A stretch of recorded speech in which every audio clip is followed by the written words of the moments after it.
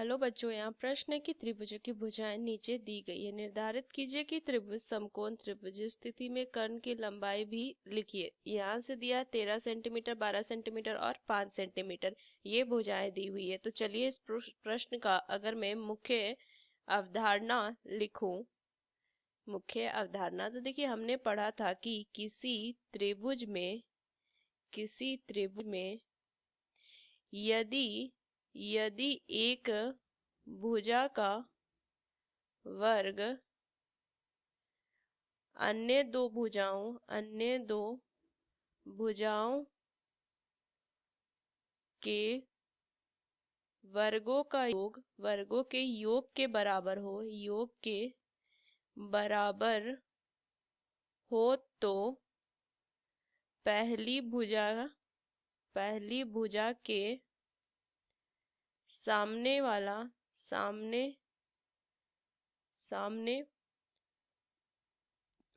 कोण 90 डिग्री का होगा या समकोण होगा।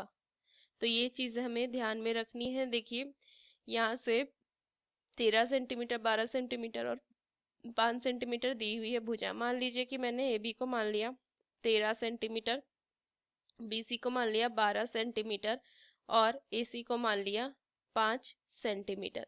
अब यहाँ से अगर मैं मान लूँ कि ए बी का वर्ग में ज्ञात करूँ तो 13 का वर्ग कितना होता है 169।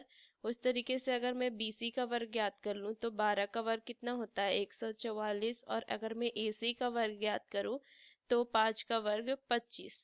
अब देखिए अगर मैं इन दोनों को जोड़ूं तो बी सी का वर्ग जोड़ में ए सी का वर्ग कितना मान आ जाएगा 144 जोड़ 25, तो 169 के बराबर आया, जो कि किसके बराबर है ए बी के वर्ग के बराबर है। तो मैं लिख सकती हूँ बी सी का वर्ग जोड़ में ए सी का वर्ग जो है वो ए बी के वर्ग के बराबर आया है। तो मैं कह सकती हूँ कि अतः त्रिभुज ए बी सी जो होगा एक समकोण त्रिभुज है, समकोण त्रिभुज है।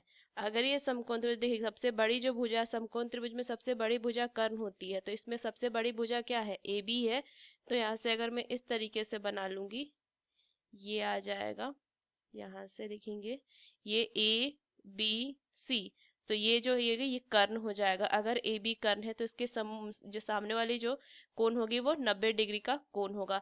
तो कर्ण का मान ही मुझे यहाँ से ज्ञात करना था। तो कर्ण ए बी बराबर कितना आ जाएगा, देखिए ए बी का मान है 13, तो कर्ण का मान 13 आ जाएगा, सॉरी